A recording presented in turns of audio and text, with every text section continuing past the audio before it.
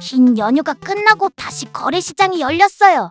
우리나라는 물가가 안정세라고 들었는데 오랜만에 소비를 해서 그런가 체감적으로도 물가가 많이 오른 것 같던데요.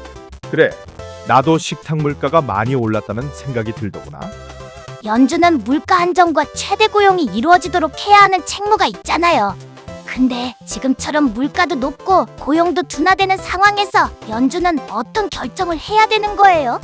네 말대로 연준은 물가 안정과 최대 고용이라는 두 가지 책무가 있어. 원칙적으로는 두 목표를 균형 있게 가져가야 하는 책무가 있지.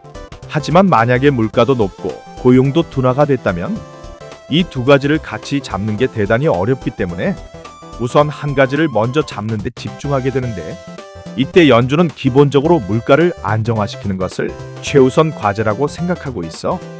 걱정되는 건 물가가 연준이 기대하는 것만큼 잡히고 있지 않잖아. 이 상황에서 정치적 압박감도 있었겠지만 고용 둔화로 인해서 금리 인하를 하게 됐을 때 물가를 자극하게 될까봐 걱정하는 거지. 단순히 금리를 인하하게 되면 다들 물가는 오를 수 있다고 보자니, 내가 생각하는 더 큰 문제는 가속도야. 관세를 기업들이 흡수하는 상황이고 금리 인하를 해서 소비력이 올라간다면 물가 상승이 가파르게 오를 거라고 생각하거든. 저번 주 일본 총리 선거에서 여자 아베라고 불리는 다카이치 사나이가 승리했는데 다카이치는 금리 인하를 할 것으로 보여지잖아요. 지금 일본 식료품 물가가 미쳤다고들 하던데 물가가 더 뛰게 되는 거 아니에요? 대신에 엔켈이 청산 문제 얘기는 안 나오겠지. 다카이치가 노리는 건 금리 인하로 수출 기업들이 성장하게 되면 고용이나 임금 인상으로 이어지길 기대하고 있는 것 같아. 과연 기업들이 그렇게 해줄까요? 일본은 제도나 정해진 시스템을 국민들이 잘 따라준다고 알고 있는데 기업들도 정부의 지침대로 잘 따라줄지가 관건이군요. 기업도 정부 정책을 아예 무시할 수는 없을 테지만 문제는 물가 상승 속도를 임금이 따라갈 수 있을지는 모르겠네. 그리고 후생노동성의 발표에 따르면 일본의 비정규직의 비율은 35% 가까이 되는데 이건 OECD 국가를 기준으로 했을 때 매우 높은 편이야. 이 비정규직에는 편의점이나 식당에서 근무하는 근로자들도 포함되는데 이들의 임금이 같이 상승할지는 두고 봐야겠지. 게다가 고용과 임금 상승으로 인해서 기대하는 건 소비가 살아난 건데, 일본 국민들의 저축률이 세계적으로도 높은 수준인 건 알고 있지? 저번에 미국의 저축률에 관해서도 얘기한 적이 있는데 일본은 미국과는 정반대로 저축률이 30% 가까이로 매우 높고 과소비를 하지 않는 문화가 있어서 이 정책이 소비로 이어지게 될지는 모르겠다. 일본 사람들은 소비를 거의 하지 않나 봐요. 특별히 일본이 저축률이 높은 이유는 민족성 때문인가요? 일본 사람들이 저축률이 높은 이유는 그동안 일본 사람들이 살면서 얻은 문화적 교훈 덕분이라고 생각해. 일본에는 소박함, 겸손함 같은 덕목을 미덕이라고 생각하는 문화적 코드가 있고 지진이나 화산, 쓰나미 같은 자연재해가 많아서 훗날을 대비해야 하는 문화도 생겨난 것 같아. 그런 문화를 보면 소비가 눈에 띄게 늘어나는 건 기대하기 힘들어 보이네요. 다카이치 총리의 정책으로 볼 때 이번 달부터 인하를 하게 될까요? 일본 언론 보도를 보면 선출되자마자 정책을 밀어붙이기보다는 동결로 무게가 실리는 분위기야. 유럽도 이번에 철강에 대해서 쿼터제를 축소하고 초과분에 대해서는 50% 관세를 부과하겠다고 했잖아요. 전 세계가 물가에 대해서는 좀 둔감해진 분위기예요. 이대로 가다가는 모두가 걱정하는 블록화가 진행되는 거 아닐까요?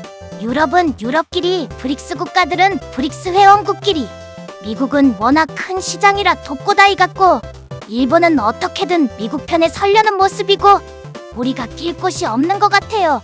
일본도 일단은 다카이치 총리는 미국과 재협상 얘기도 꺼낸 적이 있는데 미국이 강경하게 나오면 재협상 발언은 철회하겠지.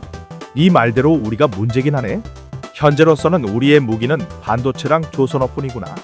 이 부분을 잘 어필해야겠지.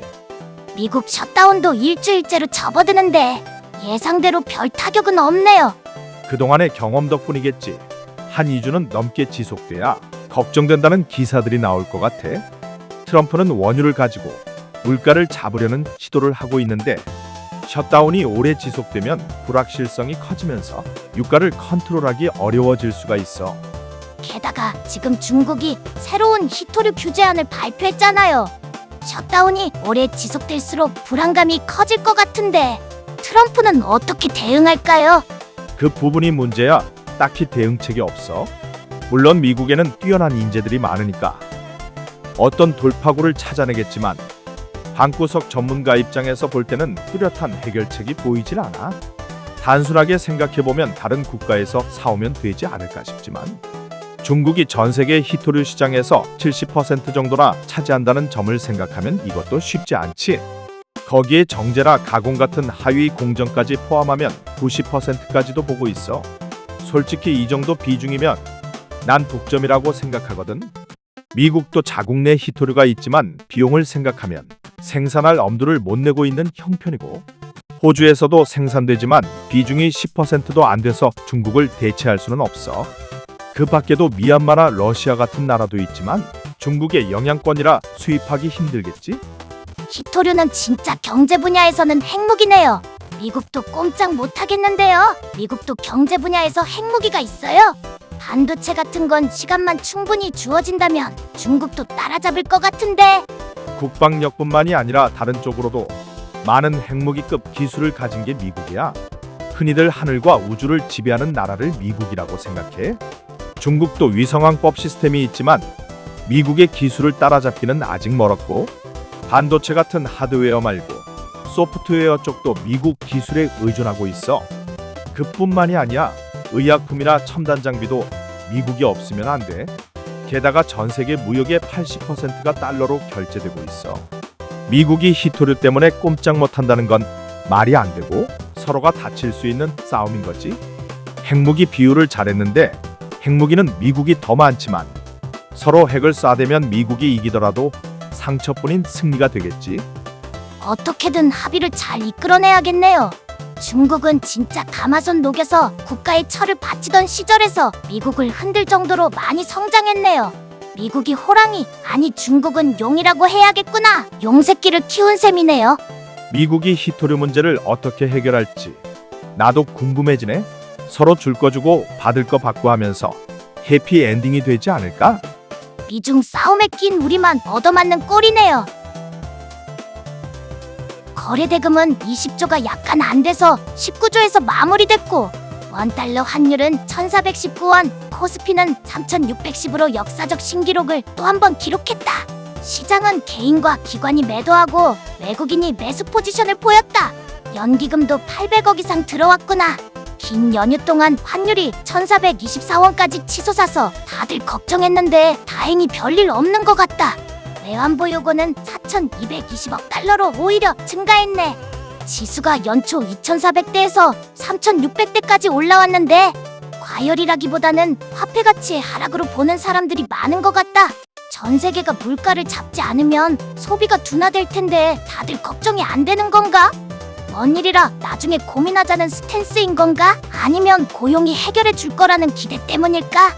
사람들이 힘들어지면 AI 구독부터 취소할 것 같단 말이지. AI는 편의성 때문에 하는 거지. 그전에는 우리 다 몸으로 때웠잖아. B2C만으로도 기업의 수익성은 지속성이 있을까?